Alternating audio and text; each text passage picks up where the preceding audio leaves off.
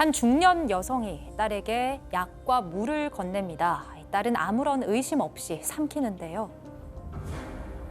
잠시 뒤 딸은 깊은 잠에 빠져들고 엄마는 딸의 방으로 향합니다. 잠든 딸을 보며 눈물을 흘리던 엄마, 이내 무거운 결심을 내리는데요.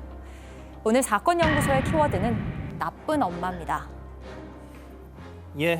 오늘 사건 연구소는 아마 우리 가족 여러분들 계속 보시다 보면 너무 가슴이 좀 아프실 겁니다. 우리 사회의 아픈 현실을 보여주는 실제 사건이었죠. 이 벼랑 끝에 몰린 한 여성에게 정말 피할 수 없는 선택의 순간이 왔습니다. 네, 이게 오래지 않은 일입니다. 2022년이었어요. 인천 해안 가정집에서 60대 어머니가 30대 딸에게 수면제를 건넸습니다. 그리고 그 수면제를 먹고 잠이 든 딸을 이 어머니가 살해를 했고요. 어머니도 다량의 수면제를 먹고 스스로 이제 그 죽음을 시도를 합니다. 하지만 어머니는 다른 사람에 의해서 발견돼서 이제 목숨을 건졌고, 나중에 조사하는 과정에서 어머니는 딸이 잠들었을 때 죽게 만드는 게 가장 고통이 덜할 것 같아서 그랬다라고 그렇게 밝혔습니다. 박 변호사님, 도대체 이 딸과 어머니 사이에 무슨 일이 있었던 겁니까? 자, 과거로 돌아가야 됩니다. 딸이 숨진 딸인데 생후 첫 돌 무렵에 병원에서 의료사고를 당했어요. 그래서 난치성 뇌전증, 지적장애 1급, 좌측 편마비 진단을 받고 누구에게 전적인 간호를 받아야 되는데 엄마가 그때 겨우 26입니다. 아무것도 못하죠. 이 아이를 위해서 24시간 딸만 돌보고 밥도 먹이고 대소변 가리고 옷가리 입히고 딸 주위를 떠날 수 없는데, 아빠 같은 경우는 전국 건설 현장을 떠돌면서 일했기 때문에 남편은 집에 잘 머물 수 없었다고 합니다. 자, 첫 딸을 얻고 그때 엄마 나이 26살 때부터 사실상 이 엄마의 인생은 거기서 그냥 스톱이 됩니다. 네, 맞습니다. 엄마 이 씨가 이 딸을 하루하루 키워내면서 직접 간병일지를 썼어요. 여기에 얼마나 고됐는지 그때의 그 생생한 기억들이 다 담겨 있는데요. 2019년 12월 짧은 경기 10번, 힘 빠지는 경기 6번. 2020년 5월 날밤 새고 낮에도 안잠. 딸의 상태를 한자 한자 정말 한 줄 한 줄 적어 내려간 이 씨. 혹여나 더 나빠지지 않을까 늘 조마조마했다고 합니다. 아들이 직접 엄마가 효과 있는 약은 체크를 해두고 효과가 없는 약은 줄여가면서 누나를 정말 지극정성으로 돌봤다고 증언을 하기도 했어요. 딸 침대 옆에 간이 침대를 두고 늘 함께했고요. 딸이 대소변을 가리지 못하다 보니까 새벽에 빨래를 하는 일도 잦았습니다. 이웃들도 이 씨의 사정을 잘 알고는 새벽에 소리가 나거나 해도 좀 민원을 걸지 않았다고 합니다. 이웃들조차 집안 모녀의 사정을 알기 때문에 항의를 하지 않았다. 그리고 대소변을 가리지 못하는 딸, 이 아들이 당시 했던 얘기에 따르면 우리 누나한테 냄새가 날까 봐 엄마는 항상 매일매일 몸을 닦여주고 또 새 옷을 입혔다. 자, 그렇게 무려 38년의 세월을 오직 이 장애가 있는 딸만 바라보며 살아왔는데 결국 더 버티지 못하셨던 거였죠.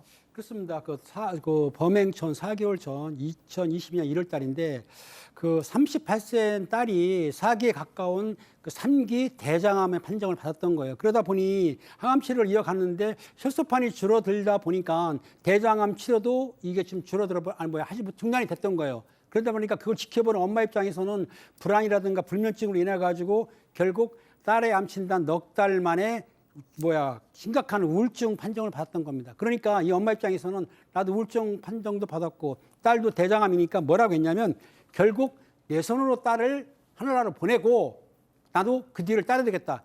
이렇게 충격적이고 무서운 결심을 하게 된 것입니다. 결국 이 엄마 이 씨는 재판을 받습니다. 네, 재판을 받습니다. 참 그 마음이 어땠을지 정말 상상이 되지 않는데요. 엄마 이 씨는 재판에서 더는 버틸 힘이 없었다. 내가 60년을 살았으면 많이 살았는데 내가 죽으면 딸을 누가 돌보나 그 걱정에 여기서 끝내자는 생각을 했다. 이런 말을 했습니다. 불쌍한 내 딸을 죽인 나는 죄인이라면서 눈물을 흘리기도 했는데요. 가족들의 간절한 호소도 이어졌습니다. 이 씨의 남편, 아들, 며느리, 사돈까지 온 가족이 직접 손으로 쓴 탄원서를 제출했는데요. 아들은 존경하는 재판장님, 40년 가까운 세월 누나를 돌보며 보이지 않는 감옥에 갇혀 살아온 어머니를 다시 감옥에 보내고 싶지 않습니다. 이렇게 애원을 했고요. 아들의 아내, 이 씨의 며느리 역시 기회를 주시면 시어머니를 평생 모시고 살면서 여태까지 고생하고 망가진 몸과 마음 잘 돌보겠다면서 선처를 구했습니다. 자, 직접 유족의 얘기를 한번 들어보시죠. 누나 생각이 나서 그렇게 많이 우셨을 거예요. 어머니께서는 평생 눈 감으실 때까지 누나를 끝까지 지켜주지 못한 것에 대해서 많이 미안해 하실 거예요. 정신적으로는 항상 미안한 마음과 죄책감 속에서 그렇게 감옥 안에서 지낸다고 생각을 하고 있거든요. 박 변호사님, 그래서 재판 결과는 어떻게 나왔습니까? 마찬가지로 살인죄죠. 살인죄고 검찰에서는 살인죄가 5년 이상이기 때문에 뭐 사형 무기도 가능합니다. 12년형을 구형을 했습니다. 근데 이제 결심 공판에서 최후 진술 같은 게 있어요. 예. 그 상황에서 이렇게 얘기를 합니다. 이 나이에 무슨 부귀 행복을 누리겠다고 딸을 죽였겠냐. 같이 갔어야 되는데 혼자 살아남아서 미안하다. 나는 나쁜 엄마다라고 오해를 했어요. 이거를 얘기를 하면서 최후 진술을 맞춘 걸로 보이는데 재판부는 이 12년 구형에 대해서 결국은 집행유예 선고를 했는데요. 그 이유는 그겁니다. 중증 장애인 가족을 제대로 지원 못한 사회 시스템도 문제가 있는 거 아니냐. 지금 재판 끝나고 나오는 모습. 나오는 모습이에요. 왜 집행유예니까 실형이 떨어진 건 아닙니다. 예. 그래서 12년을 구형했음에도 불구하고 징역 3년에 집행유예 5년으로 저렇게 실형이 면제된 것입니다. 양 변호사님, 검찰이 보통은 저렇게 되면 항소를 하잖아요. 당연하죠. 예. 예, 근데 원래 포기했습니다. 그러니까 12년이면 사실 원래대로라면 구형량도 살인죄 치고는 말도 안 되게 낮은 거였고 애초에 그다음에 12년인데 집행유예 한다는 것도 본래는 있을 수가 없는 일입니다. 그래서 검찰도 애초에 이게 어머님이 이용할 수 있는 국가적인 시스템 자체가 없었기 때문에 너무나 딱한 사정을 우리도 알고 있었다라는 거예요. 다만 그렇다고 처음부터 그냥 검찰이 그냥 봐주세요 할 수는 그럴 없었다라는 수는 거예요. 없죠. 왜냐하면 이런 환경에 놓인 사람들에게 또 잘못된 인식을 줄 수도 그렇죠. 있기 때문에 중형을 구형을 했지만 어떻게 보면 이거를 처음부터 검찰이 선처를 하면 또 이제 아예 그냥 하라고 예, 해버리는 하라는 얘기처럼도 들리잖아요. 네, 그러니까 이제 검찰도 여기는 항소를 하지 않았고요. 사실 문제는 그렇습니다. 이 검찰도 인정했고 법원도 인정한 것처럼 이 기댈 곳이 없었다라는 거예요. 제가 경찰대학에서 연구한 결과를 보니까 이와 같은 비슷한 간병 살인이 2020년 이후에 해마다 20건 가까이 일어나고 있답니다. 지금 고령화로 가고 있고 1인 가구도 늘어나고 있고 해서 이 부분은 지금 아직 좀 공란인 것 같아요. 국가의 어떤 식으로 책임을 져야 돼, 사회가 어떻게 개입해야 될지 빨리 좀 제도적으로 보완을 해야 될 필요가 있어 보입니다. 예, 뭐 많은 걸 좀 생각하게 해주는 사건이었습니다.